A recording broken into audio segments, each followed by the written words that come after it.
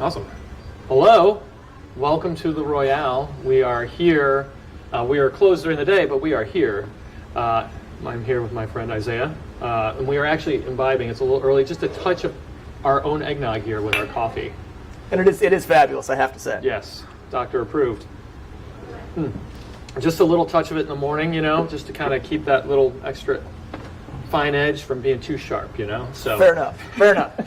Good for public speaking. It is. And actually, on a quick note before we go in, is that I have eggnog that we made later in the season last year around Christmas, and I still have some available that you can come by at the Royale when we're open, which will be Thursday through Sunday, every night for dinner, and then on Saturday and Sunday, we'll be open during the day. We got the big market on the 22nd, heads up. So, so it'll be a lot of fun. We're going to sit here. We're going to talk about all sorts of great things. Yeah, come on over here. I like to eat my fruit in the morning too, so thank you so much, Rosa. Yeah, so you'll see me snacking here. Healthy start to my day. I've got my dairy covered. I've got my spirits, some caffeine, and a bowl of fruit. Is that a good breakfast, I mean, doctor? that's a healthy breakfast. Awesome. Thank you. Well, needless to say, we have undergone a pandemic, something I've never really experienced in my life, a global pandemic. It's been insane. I'm in a business that probably was one of the most effective, as is my friend here, Isaiah's business, that have been greatly affected by COVID as well. Yeah. So, but first comes to first, I think we all know we've been in a pandemic. I don't need to describe it to anybody, but let's figure out who we have here. Isaiah, could you just introduce yourself? Tell us about yourself, what your connections are here. Yeah, my name's Isaiah Turnbull. I'm a surgeon. I do trauma surgery, and I work in the intensive care unit, both at Barnes Hospital and Christian Northwest. And then I have a PhD in immunology, so I have a basic science research lab doing research, and it turns out that there's good business in the immunology of critical illness over the last year. So for a little over a year now, we've been looking at the effects of COVID on the immune system with a specific focus on those sickest patients that are in the intensive care unit. So that's been my last year. It's been a good year. So you've literally seen people like a lot. You've been at super high risk for COVID. Yep. Right. You've been exposed to the trenches, as people say. Yep. Yes. And how have you been going through this thing? How have you felt? You've seen people coming through your place who have not made it as well, I'm sure. Yeah, it's been both professionally and personally impactful. So certainly we were busy in the ICU.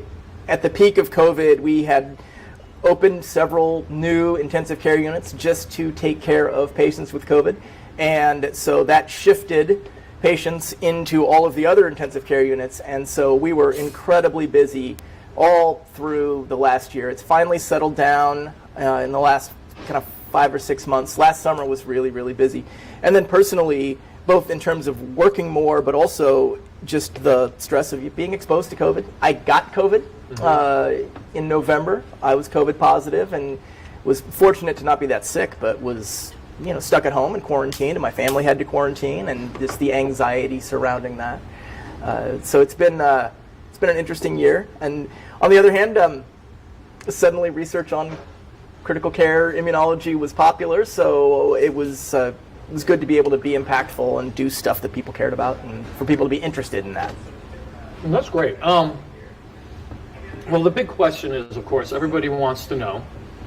We've all been living in this world where mask wearing has been super important to keep the transmission of this from really affecting those who we're trying to protect, people we love. And now that we've started getting vaccines, which is pretty exciting too, what's your professional opinion on the CDC guidance that just came out last week? Well, first thing I'd point out is we're sitting here, neither of us are wearing masks.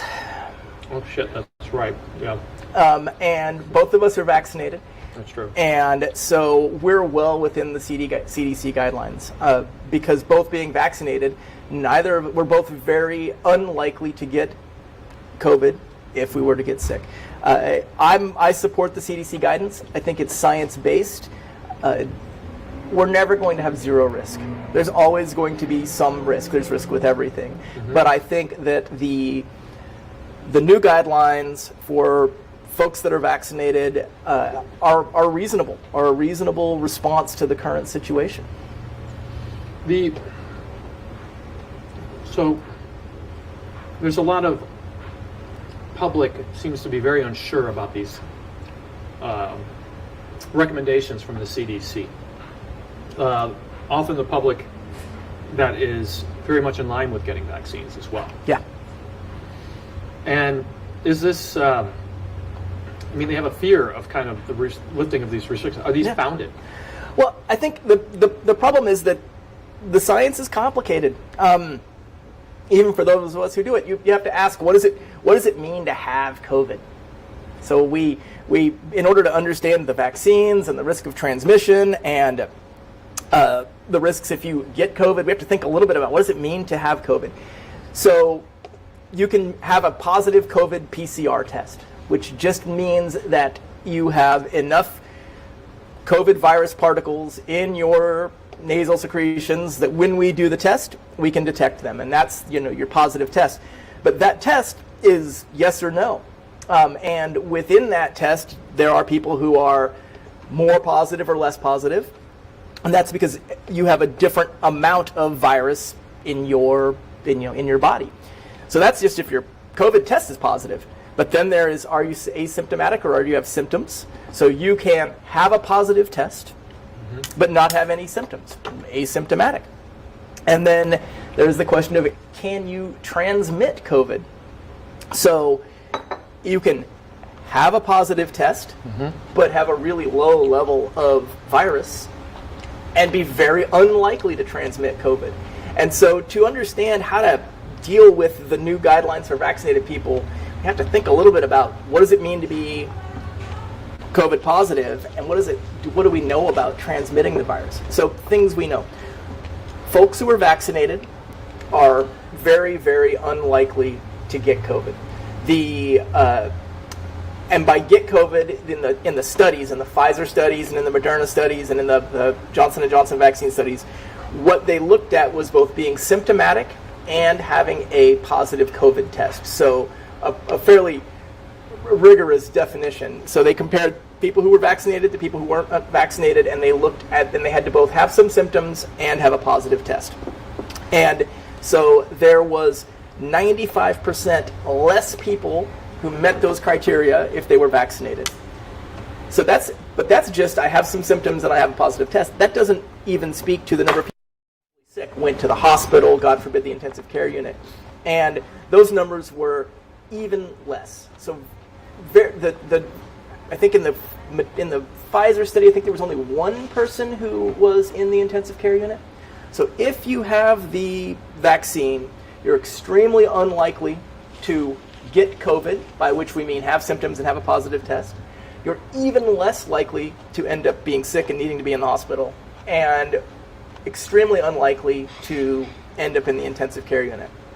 And that's where you see people. That's the patients I see. I don't see people until they're, I always say, you never want me to be your doctor, because everybody I'm taking care of is having probably the worst day of their life. That's why I'm super nice to you, because if I ever get messed up, I'm sure you work on Kings Highway, I work on Kings Highway. I'm probably going to be passing through there if I get pretty fucked up. So but may we never. I'm glad to have professional interactions with you at your place of work. Right. Let's not have professional interactions at my place. No, I'll of work. let you work on those other folks. Yes. So I think that when we talk about COVID, we have to talk about what's your chances of getting sick. And so the guidance is, if you have been vaccinated, you don't need to wear a mask around other people who are vaccinated. And if you are unvaccinated, the recommendation is that if you're indoors, that you do wear a mask. But that's based on the fact that if you're vaccinated, you're unlikely to get sick. And I think that's the key thing, is you are unlikely to get sick, and you are also very unlikely to transmit COVID. So that's not really a thing then, like transmitting COVID if you're vaccinated? It is. So there was research studies specifically that came out of Israel that looked at transmission rates among people who had been vaccinated, and it's hard to say for sure, because it's hard to know in big groups of people where some are vaccinated and some are not. It's hard to know with 100% certainty that you can't transmit it. but the studies that have been done suggest that vaccinated people are very unlikely to transmit COVID. And that's partially because of the low level of virus that they might get. So even if you're vaccinated and you're exposed to COVID, you might have a transient level of virus in your body while your body ramps up an immune response, but unlikely enough that it's going to transmit to somebody else. The question. Yeah. What are the risks to children with these lifted restrictions? Mm-hmm. Yeah. So we do know that kids. Feel free to repeat the question in case people can't. Oh, yeah. Yeah. So the question was, what are the risks to kids with these lifted restrictions? And I think that's a great question. Very few kids have gotten sick with COVID. So if you look at so specifically we can look at like mortality rates. So there's a mortality rate for young folks. Between people between 0 and 17 years old, over a year, you'll have 50 out of every 100,000 people will have a mortality. And young folks die from accidental injury. That's in general, not just in general, right? Yep. So 50 out of 100,000 people.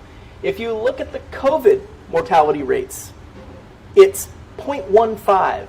So less than 1% of the risk of dying just from all causes, right? So kids are just not at risk of getting really sick from COVID. And so if you want, and it's not that I don't worry about my kids, I do, but the things to worry about are driving in the car, being in the swimming pool, how you secure your firearms at home is a huge risk to children, having firearms in your home at all. But my point is, kids don't get sick from COVID. They very rarely do. They very rarely suffer serious complications, and that's independent of the vaccine. And that's part of the reason why the focus was on vaccinating adults who are at more risk of getting COVID. So it's still recommended until we get vaccines for younger children, and they're just now rolling out vaccines for kids who are over 12, that if you're unvaccinated, you should wear a mask. But even if your kids are exposed, they're extremely unlikely to get sick from COVID. And again, you're at far greater risk driving to where you're going than being there. And certainly if you're following the guidelines, and you're very unlikely. Can kids get COVID and then transmit it? Less than adults, in part because they don't get the same viral load. The immune system of kids is really good at fighting off the virus. That's part of the reason why they don't get sick. And so, the question is, well, children are unvaccinated. Are they going to pass it on to other unvaccinated people? Really limited evidence that kids are a significant source of infection. Doesn't seem to be passed around in schools where kids have been back in school and unvaccinated. So kids are unlikely to pass it on, especially if they're wearing masks when they're unvaccinated, and extremely unlikely to get sick. Not zero. There certainly are complications for COVID. This inflammatory syndrome, that it's rare, but it's severe. But that's probably less specific to COVID and more general to a bad reaction to a viral syndrome that a kid could have. So I think if your children are unvaccinated, wearing a mask is a good idea, but I'm comfortable taking my kids out in public, and especially outside, I think is extremely safe. Outside, unvaccinated people don't need to wear masks. The air moves around and you're unlikely to transmit it. And then inside, I think following the guidelines and wearing a mask feels extremely safe to me. For kids. Yeah. So where is the greatest risk in terms of this whole COVID thing anyway right now? I think people kind of need to feel like something is important happening. I think adults who aren't eligible for the vaccine due to their underlying health status, if they have immunological conditions where they can't get the vaccine, they remain at risk. And that it's going to be difficult to mitigate that risk. And I think those folks are safer if they're wearing a mask, but I think old folks who have pre-existing health conditions who can't get vaccinated certainly remain at high risk.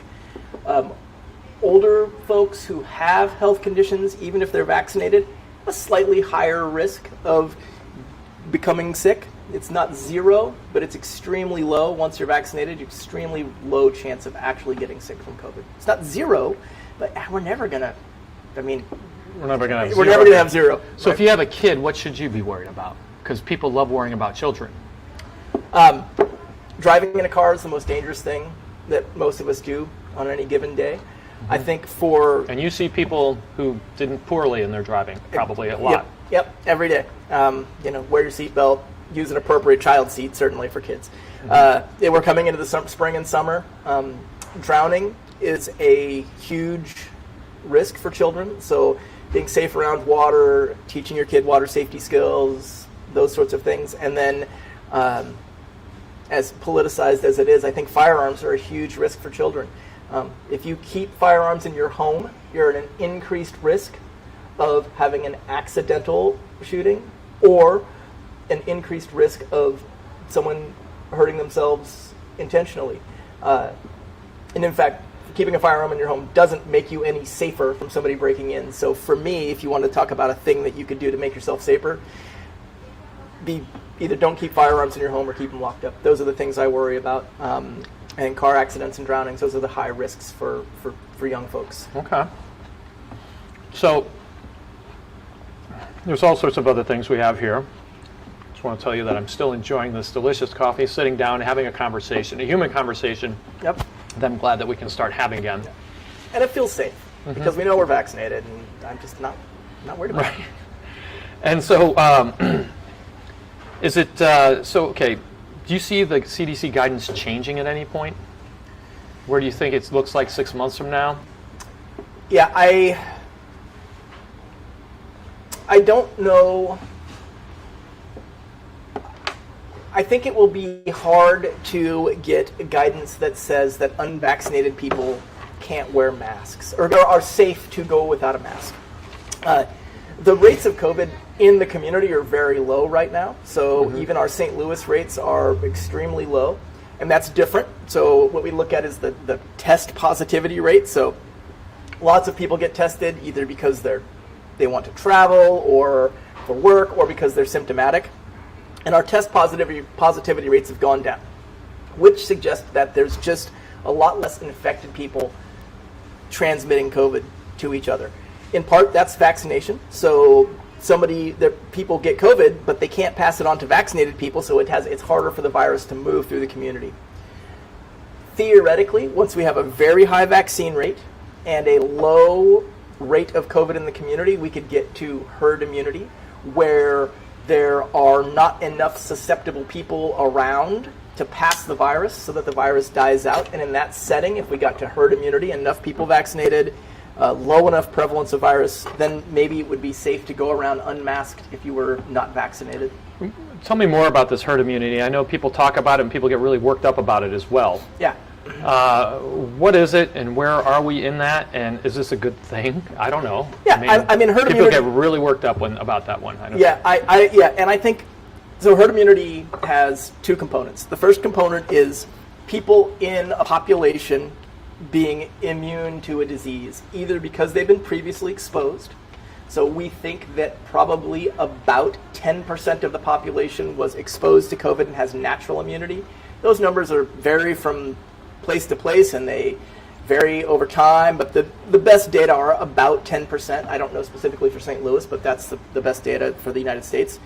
And then there's people who are vaccinated, so those people also can't get the virus and are unlikely to transmit it. So once you have enough people who can't get the virus and can't transmit it, that virus can't hop around between individuals. And so then the second component is having a low level of virus in the community. So once there's very few non-immune people, susceptible people who are carrying the virus, and a larger population of people who are immune, either natural immunity because they had COVID or immunized people, that virus can't hop from person to person. COVID doesn't persist on surfaces, so the kind of hygiene stuff that everybody, it's very performative. There's no COVID on surfaces. It's all respiratory transmission. The fomite surfaces, clothes, are a very minimal source of COVID transmission. So once you have it so that it's not in a lot of people and it's rare enough that the virus is transmitted from person to person, then that virus eventually just dies out, and that's herd immunity. And so it is. It's possible that we'll get there once we had herd immunity, very low levels of virus, high levels of immunizations and natural immunity, then it would be safe for unvaccinated people to not wear their masks. So that's maybe why people are interested in herd immunity, because that would mean that even if you are susceptible, you're very unlikely to get it. But herd immunity means that it's just not in it can't transfer through the population. So even if you're susceptible, you're unlikely to get it because everybody around you has some level of immunity and the disease has a really low prevalence. What sort of practices can we do every day to try to help so you don't get inundated, so more people don't get sick? Is there anything I can do? People want to do something. Yep. Yeah. What can I do? I think that if you're not immunized, wear a mask when you're inside, especially if you're around people.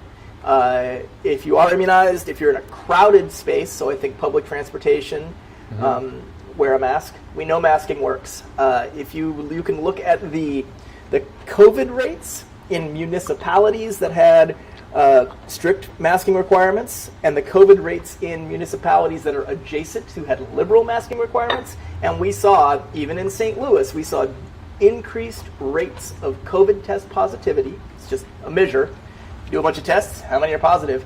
We saw increased rates of COVID test positivity in areas where people weren't masking. So we know masking works when you have a population that's not immunized. So if you're not immunized, wear a mask when you're inside. If you are immunized, wear a mask if you're in a crowded setting like public transportation, or if you're around susceptible people. Took my dad to the dentist this morning. That's a healthcare setting, and we wore masks when we went in there, even though we're both immunized. We wear masks at work. I think masks in the hospital are going to be a thing. So you think hospitals will probably be a relatively regular setting for masks? It's not clear to me that we'll ever go back in the hospital. The transmission of other... It's more for other stuff? Well, it works. It works. We've seen a lot less flu. And so in the hospital, you're surrounded by people who are at risk. And so the cost benefit of wearing masks as a healthcare provider, because you're going into rooms with sick people, we may be wearing masks for a lot more. I'll say that much. Same thing. We increased even more above our baseline, our hand hygiene and how we're kind of managing hand hygiene, and it didn't change COVID, but it changed a lot of other things. So I think we learned some things in the hospital that aren't going to go away. So tell me about managing this virus compared to, let's just say, eliminating it compared to the herd. Yeah. And where are we? What can we get to? What do we want to get to? I think we don't know yet if there will be persistent immunity to COVID-19. People want to make an analogy to flu, so we have to get the flu shot every year, and the flu is different every year. And the influenza virus is a very different animal. It's a much more complicated virus. It's got a lot more genes that it can change to trick our immune system and reinfect people. The COVID-19 coronavirus is a pretty simple virus, and so simple viruses just don't have a lot of tricks they can pull. We're seeing variants, and we can talk a little bit about that, but right now it looks like, that the vaccines work well for most of the variants, all the variants as far as I can tell, and that the people who have natural immunity are also resistant to these variants. So the virus hasn't found a way to infect people who have immunity. The variants don't infect people who have immunity. They are more aggressive in who they infect among the unimmune people. So where are we at in terms of eliminating it?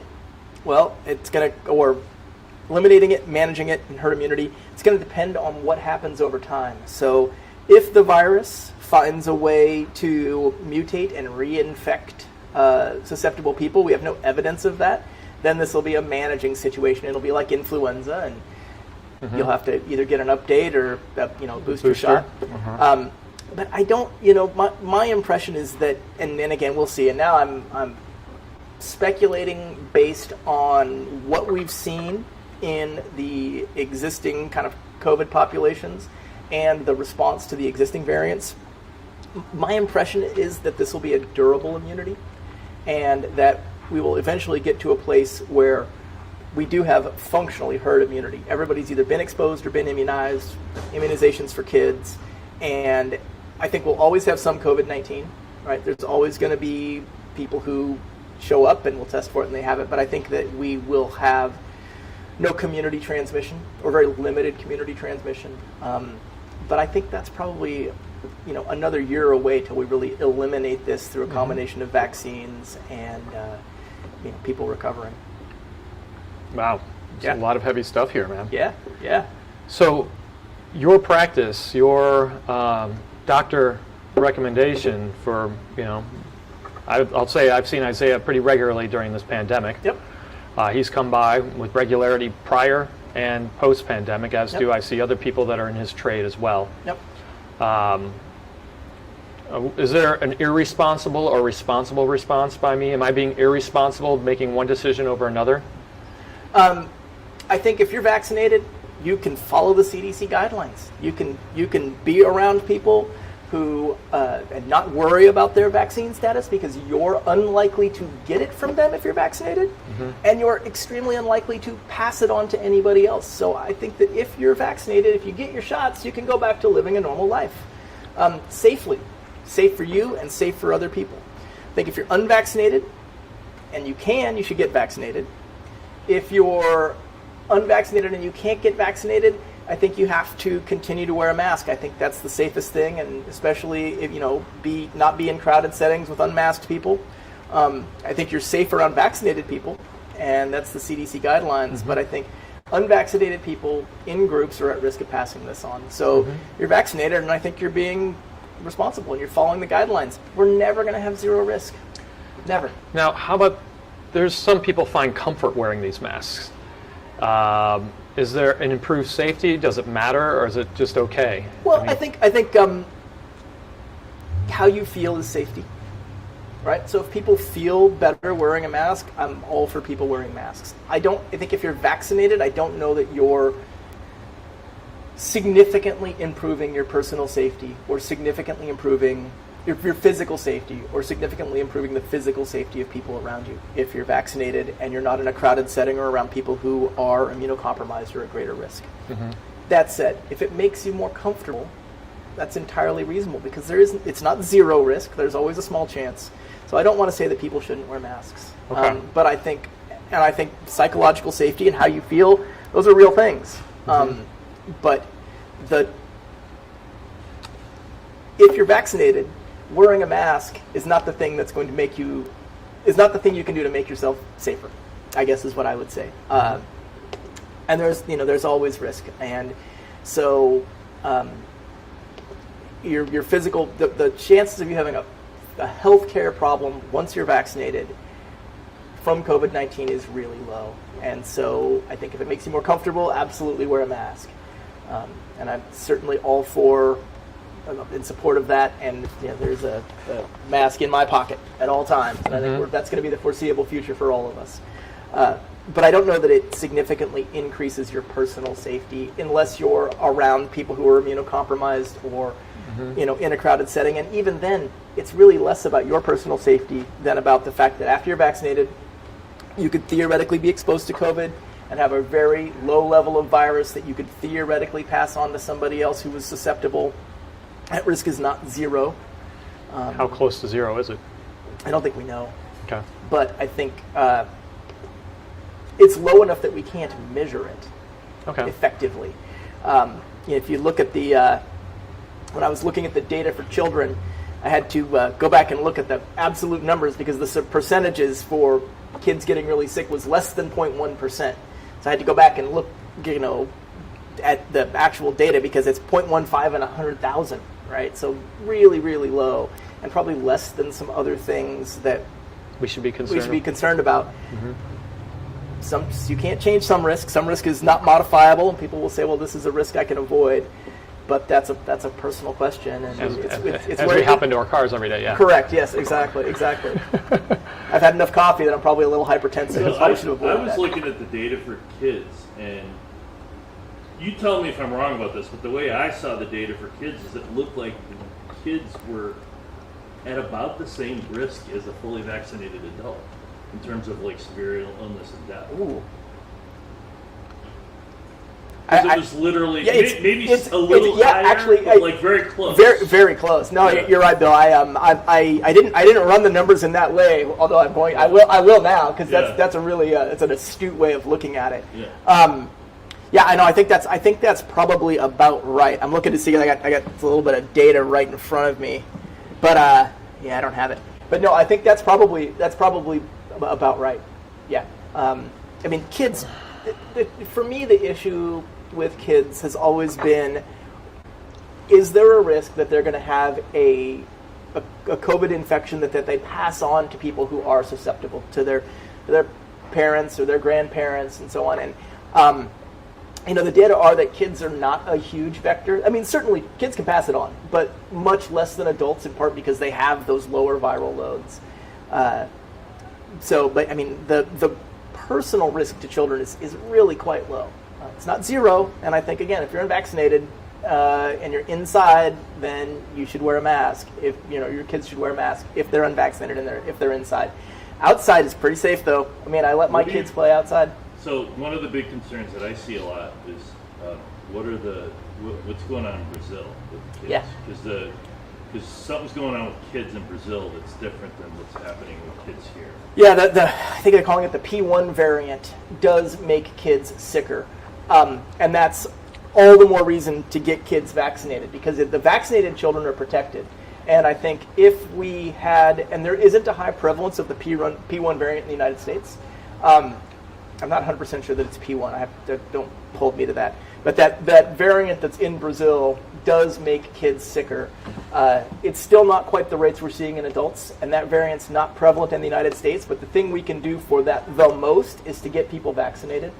Get adults vaccinated. Get adults vaccinated. Get the positivity rate down. Correct. And kids over 12, right? Kids over 12 can get the shot and can and should. My son is... he's not even 11, and boy, he was asking about it already. I will say, my P1. P1. There we go. Mm-hmm. My physician friends they're in line for their kids to get vaccinated. All of my physician friends are vaccinated. All of my physician friends are getting their kids vaccinated as soon as possible.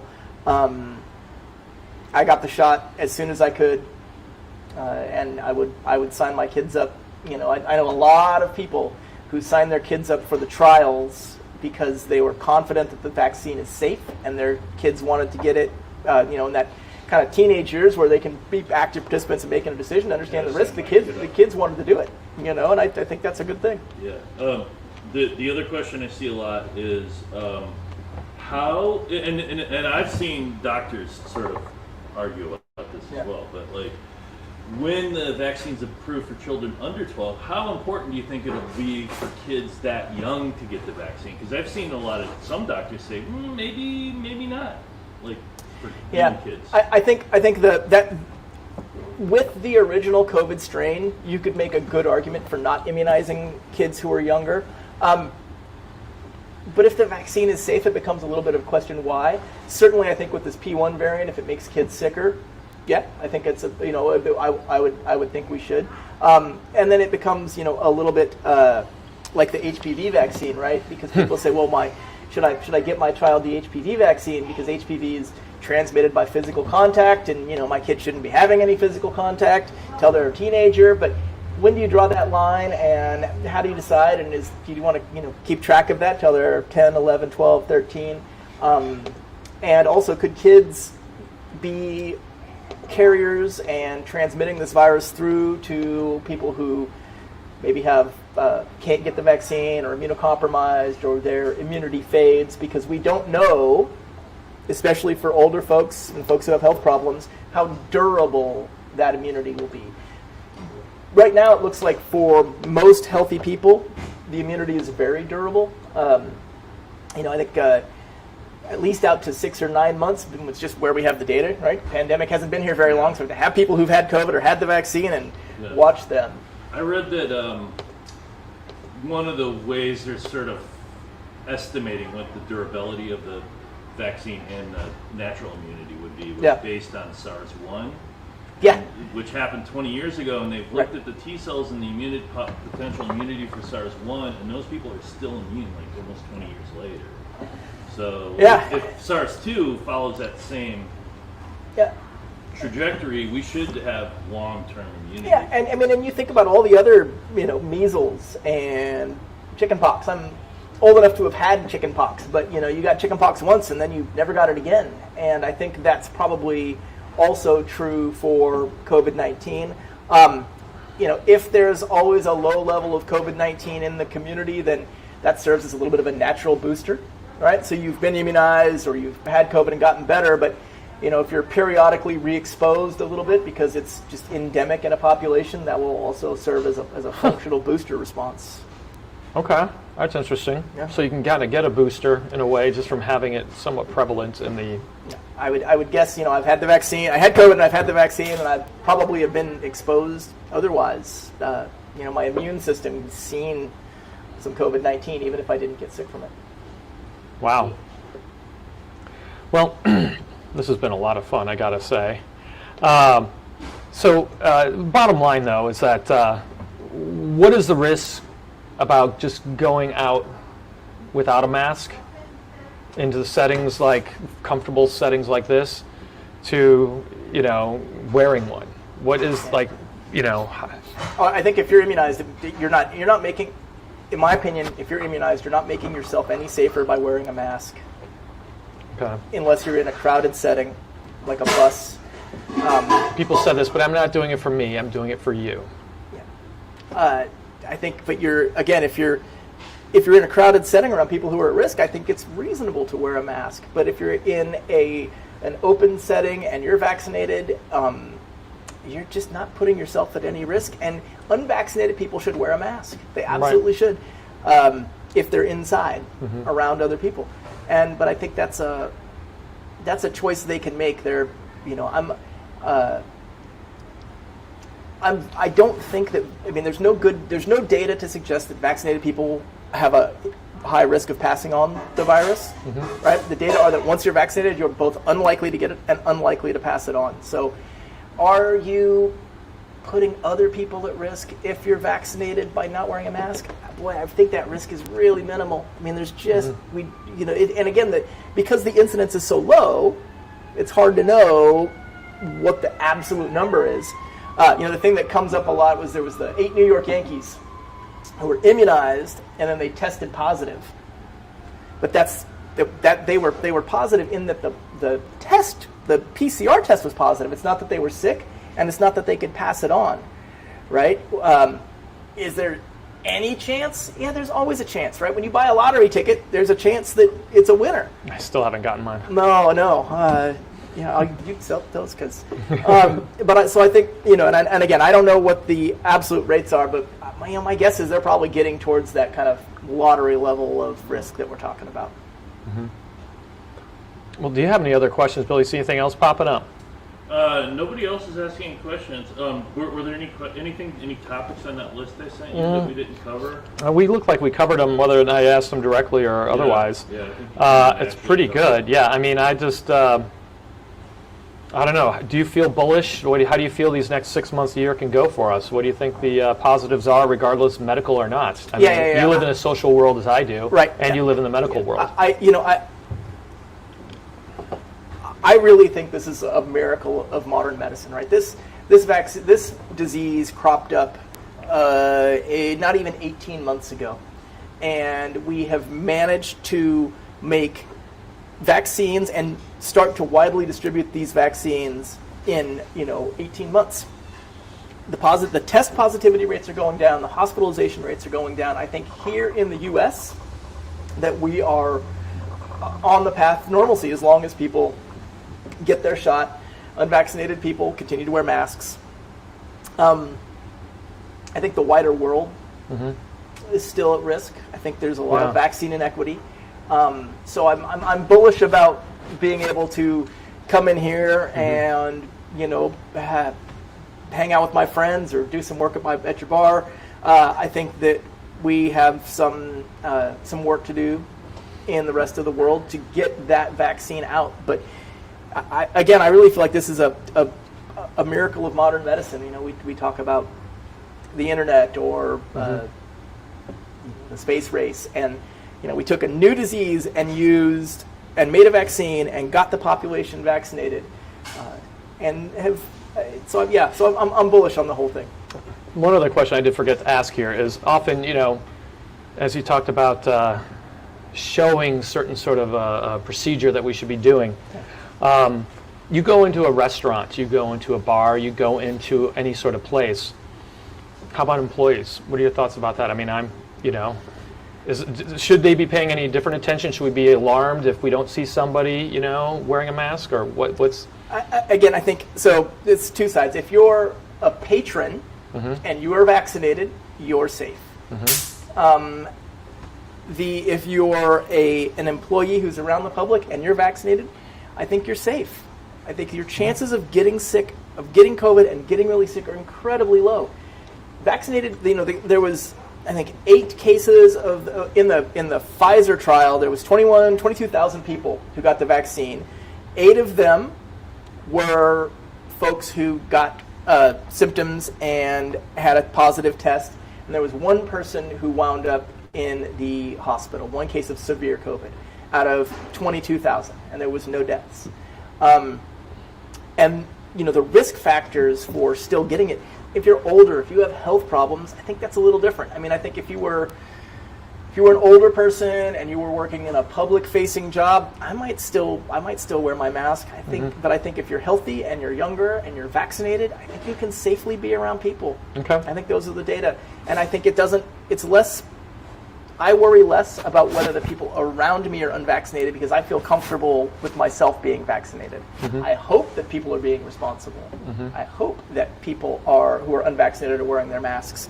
But I don't think I'm at significant risk of transmitting it to them, and I don't think I'm at significant risk of getting sick. And that's, I think even in a public-facing role, I think that's very reasonable. That's good to know. Well, this is exciting because I am open for business now. You see you walking around here without a mask. I know. And socially speaking, that seems to have some sort of effect. Yeah. Regardless, I'm just going to tell you that I am listening to the CDC. I'm listening to my neighborhood doctor who will be responsive if I actually have to go to the ICU. Yep. I am trying to do this to the best benefit of everybody around. So, and there is a cost, a social cost. There is a social cost. To having to wear a mask, having to stay away from each other, having to reduce our exposure to other people, because we're social people. I mean, that's really important to our mental health to be around people on a regular basis. Yeah. And, talk to people and hang out in bars. Maybe not drink too much. That's not really nice. Hey, I'm all about the proper moderation and moderation. And I think, just like there's people who are more comfortable in masks, that's where their risk lies, and that's how they want to live. I'm fully supportive of that. I'm glad to sit at a table with vaccinated people who are wearing masks. I think that's fabulous. Yeah. But I think that there's also that psychological cost that of wearing a mask also doesn't work for people. Some people, everybody's got to balance that risk, balance their comfort level, balance what they need, their physical risk, their physical health and their mental health. And I think we're all just going to have some grace with folks for the next few months. Oh, for sure. I think we've gotten to, one of the things that's sort of been ingrained in people, and it depends on where you are on the spectrum in terms of how careful you've been and how little you've regarded COVID, for instance, right? And people who've little regarded COVID are always going to kind of look down a little bit on people who wear a mask. Yep. And then there's people who have always been very careful, are going to be a little shocked by seeing people in public places without masks, and it's going to freak them out a little bit, or they might even think, what are they doing? Like, they're being stupid or whatever. Yeah. And I think everybody's going to have to understand that people are making their own decisions based on what they think is. That's right. There's not as much of a cost generally when more people get vaccinated, what people choose to do. And I think that the CDC guidelines are following the data. I think they're honest. There was a little bit of a communications error. I don't know if the CDC did the best job of rolling that out, but the problem is that the CDC has necessarily been a little behind the data, right? Because they have to make big decisions that are very really impactful. Conservative. Yeah, and I think this was a reasonable response to the existing data. because again, it's never going to be zero risk. And we will see here in the next kind of weeks to months, kind of the response of liberalizing these, people's activity. But so far, at least the data for the St. Louis area looks like we haven't seen a significant increase in COVID rates, either hospitalizations or test positivity. It might be rates. a couple of weeks before we actually see that. Though, Yep. So. If it's going to happen. Places like Texas and Florida that have already dropped their mask mandates, they haven't seen a huge increase in the last couple of months either. Right. Their rates are still going down. Right. So. Yeah. Well, this is exciting. And I think there's like places like LA County, and even I think places in Texas, Dallas, or that have gone like a week or more without recently, not contiguously, but like they've gone more than a week without a single COVID death. Mm-hmm. Yeah, I'm looking LA to County, see. I think, in San Francisco. So you got the St. Louis stats, right? Yeah, I got the numbers here for St. Louis. I mean, we are Just metro or city? metro. Yeah, it's metro. 2.9 million people. Yep. Yeah, I mean, the numbers are really, really low, and they're trending downward, and they're trending downward sharply. The weather's getting better. People are outside. People are vaccinated. I feel like we're turning the corner on this thing. But Hell again, yeah! I'm an optimist. That's That's all I can be. Yeah. That's all I can be. And it feels good to sit and have a drink. Yep. Feels good to have some camaraderie. We are still adjusting things here as necessary. Our indoor occupancy, we're still sort of being a little flexible with. But let's be honest, this time of year, you want to sit on the courtyard anyway. Yeah, It's absolutely. just so nice. And if you haven't been out to the courtyard lately, you really need to step in because it's superior. But you can come inside. I'm going to keep these things up just because they're pretty. I got these new partitions in behind us. It's really nice. And it's good to be able to order a drink from a bartender. It's good to be able to sit at the bar. Yeah, and I feel, that there's no partition in front of the bar, and I feel safe to me at this point. For me, as a vaccinated person, and staff that's vaccinated person, I'm comfortable sitting at the bar. Mm-hmm. Again, that's not where our risk is at this point. Well, I'm very happy to have this. This has been a great conversation, Isaiah. Bill, thank you so much. Bill's done a spectacular job making sure that the production is working and implemented. I always love working with Bill on these things. And got a great staff that's been coming through here. Got a lot of great people been coming through here. And I got to say, I've been very lucky. It's been a very interesting ride this last, it seems like 20 years now. Yeah. This last year and a half. 16 months. Jeez. And it seems like a long time. We're not out of the woods yet in both a medical or also social senses as well. Yeah. And business sense as well. These things do not line up perfectly with each other. Yeah. And so I'm just having to play it as, I play it as in a conservative way, actually. I didn't even allow people in this place until April, the public, with any sort of regularity indoors. Now, we are indoors regularly, limited capacity, but we're going to be branching that out. But really, my capacity is outside right now anyway. And it's been super fun. And people have been enjoying the hell out of themselves. It seems like there's a pent-up need for people to get out. So they should. I think it's safe. If you want to get out, get out. Be vaccinated. Come outside. Well, to vaccines and safety. Yeah. All right. Cheers. Thank you, everybody, for tuning in. And I'm looking forward to seeing you guys open Thursday through Sunday every night for dinner and drinks. And then we're doing lunches on Saturday and Sunday. We'll probably branch out from there. And we are doing that market on the 22nd. So, are you still hiring? We are still hiring. We're looking for some back of house. We might be looking for some front of house. Send them my way. Exactly. All right. Cool. You can find. Well, I'm not going to tell you how you can find me. You got to be able to find me able to get a job. Okay. All right. Sláinte. Thanks.